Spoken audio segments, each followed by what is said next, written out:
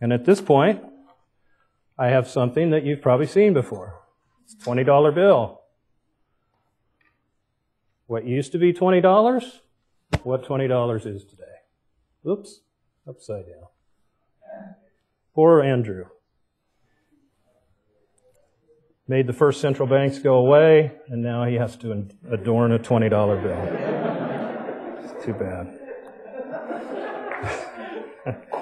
Now, kings had long since granted themselves the monopoly on minting coins, and when the treasury would run low, what they would do when they needed to pay for wars, pay for other social programs. Oh, what do you got here? What? Oh, okay. There we go.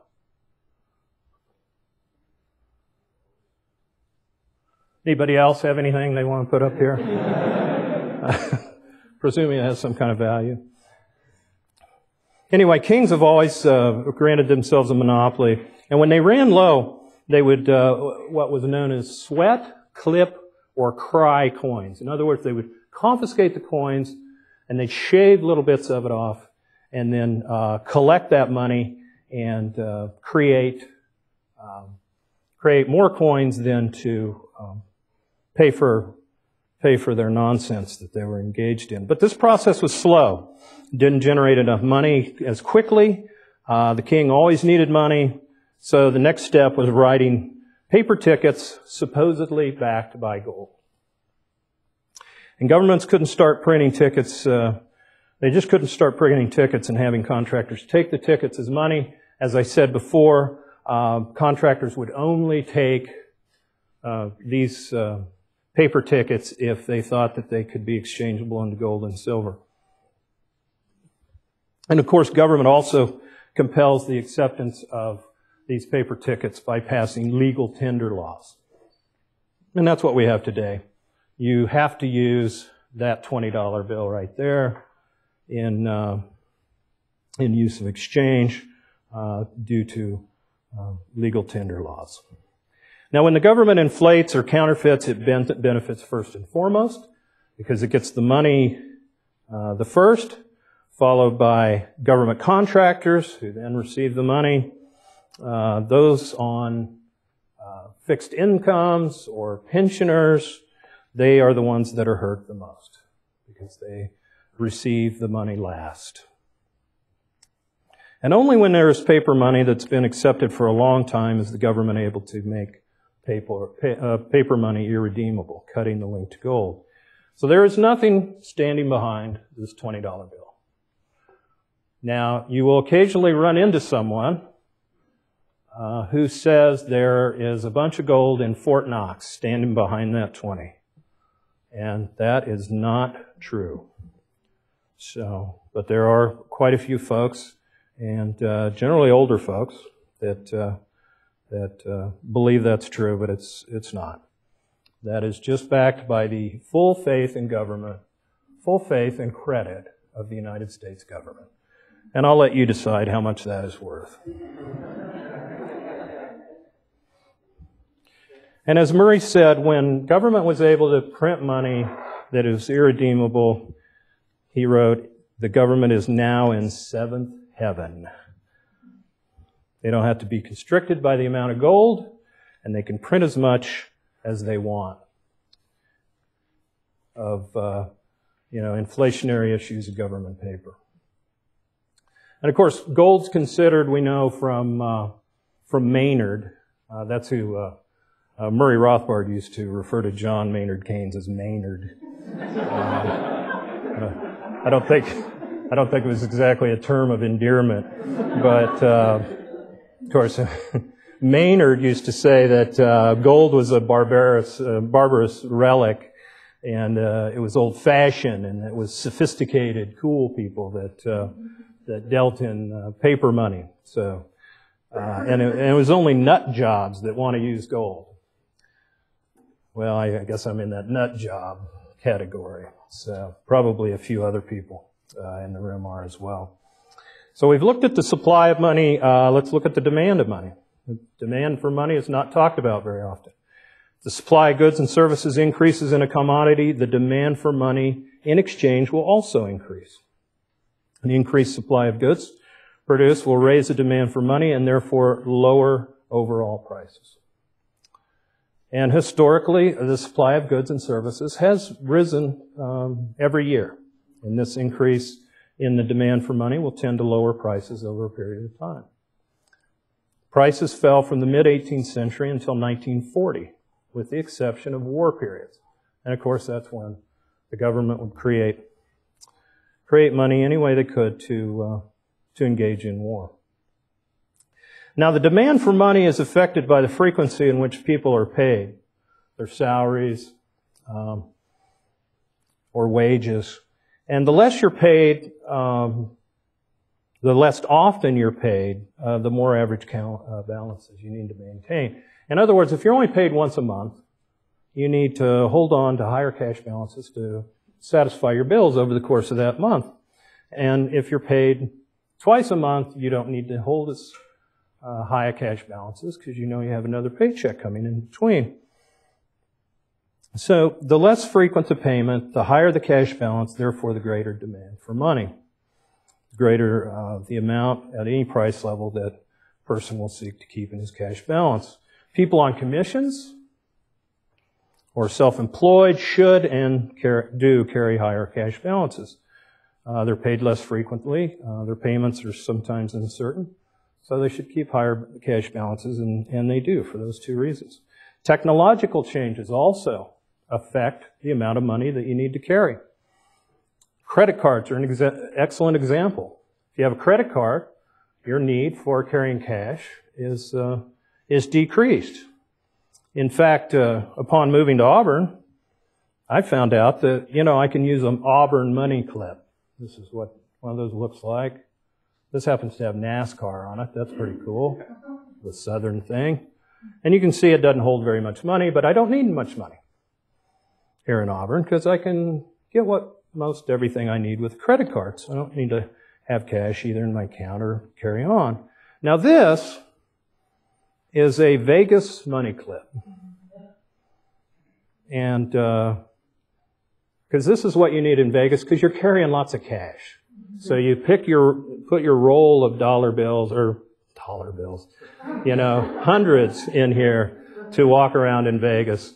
And you can get these at Piero's restaurant, one of my favorite restaurants in Vegas. And it's an official Vegas money clip. All the big-time high rollers walk around town with all their money in a rubber band like that. So anyway, that's the difference between the amount of cash you need to carry. In fact, the Japanese are thinking about outlawing cash. Don't know if you've read that. Japan's still mired in a depression, recession for the last 20 years, and they think that if they outlaw cash, then they'll be able to stimulate the economy. And the Japanese tend to want to carry a lot of cash. I understand they typically cash balances are more like 16% rather than 2 or 3% in other parts of the world. So they want to outlaw it. And there's a reason. Money that's left in banks can then be created out of nowhere more easily. So there is something to that. Now, whether they're going to be able to pull this off, who knows? But that's the latest plan out of Japan that they're kicking around to get out of their 2-decade-long funk that they're in. So, but these technological developments that economize cash will tend to cause the demand for money to be reduced and prices to increase. But it's really the public's confidence in money that must be strong for the demand for money to be high. The demand for paper money is always very volatile, and it's driven by confidence or lack thereof, while at the same time the demand for gold and silver is always very high. So it's this public expectations of future price levels that's far and away the most important determinant for the demand for money. And the demand for money rises if it is expected that prices will fall. And the demand for money will fall if the public expects prices to increase. Now that makes, when you first hear it, sometimes that doesn't make sense, but when you think about it, if people expect that prices will stay the same or fall, they'll want to hold their cash balances, wait to make some purchases, not all purchases, but some purchases, while at the same time, if people believe that prices are going to increase, then you're going to want to trade your cash for the goods and services before they go up in price. So again, the demand for money rises. If it's expected that prices are going to fall, demand for money will fall. If the public expects prices to increase. Deflationary price expectations mean lower prices. Inflationary price expectations mean higher prices.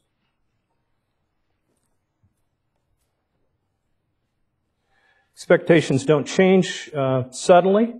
It takes time for this to happen. And again, it is based on the record of the immediate past.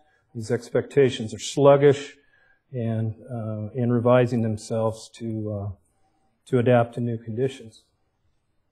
Mises outlined the typical inflation process that was based on the German hyperinflation of 1923. In phase one, prices didn't rise near as much as money supply because the public was still and had deflationary expectations. So the government at this point thinks it's great. They can print all the money they want with impunity. But in phase two, instead of a rising demand for money moderating these price increases, a falling demand for money will intensify price inflation. And then in phase three, prices go up faster than money supply. Then there's a shortage of money. People urge government to print more money, and if the government does this, prices and money spiral upwards. The value of money is disappearing. Even as I sit here and contemplate it, I must get rid of my money right away and buy anything. Matters not what, so long as it isn't money. It's kind of like my girlfriend in a shoe store.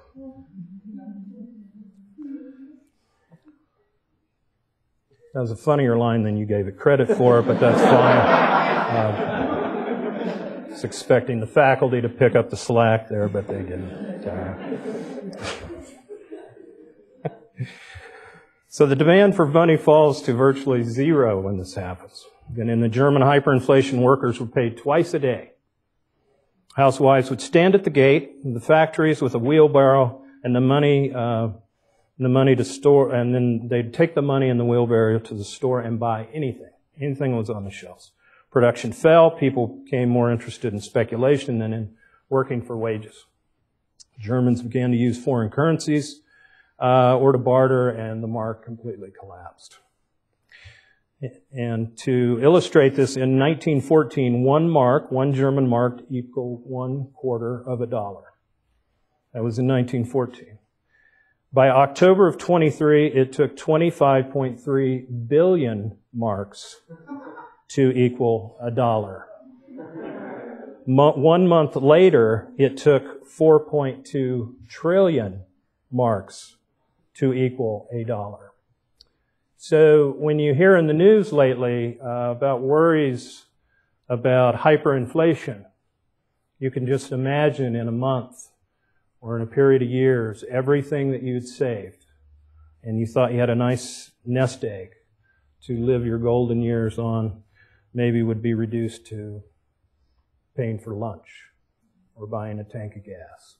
It is a frightening thought. And yet we have a Federal Reserve and a government that continues to pound the table and worry about deflation. Yet it is inflation that they're creating. This was a